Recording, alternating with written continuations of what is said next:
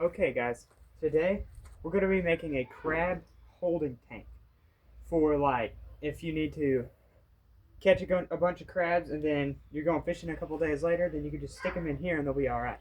Or if you want to have a pet crab, then you could stick them in, whatever.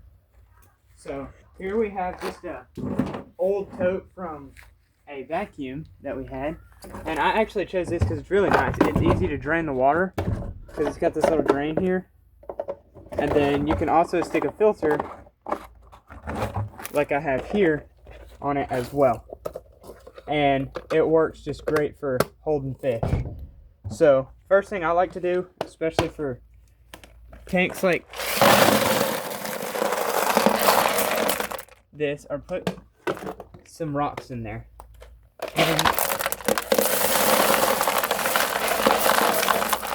Some stuff to crawl around on.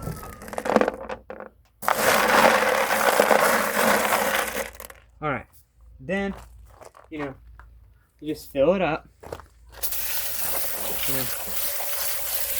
Now, I got these rocks from the place that I caught the crabs.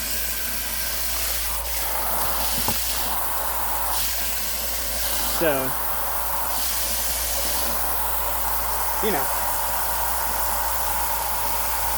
whatever. Now, I'll go ahead and show them the crabs here.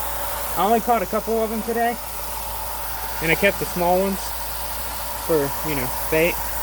I actually caught this one, and look at his claw. It overlaps itself. Really weird right there. Looks normal there, but it's not there. So, pretty weird.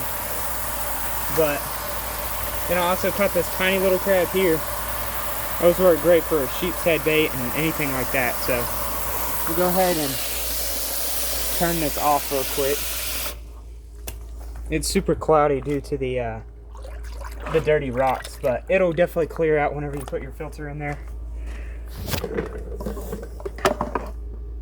That's obviously not enough water, but just a little idea.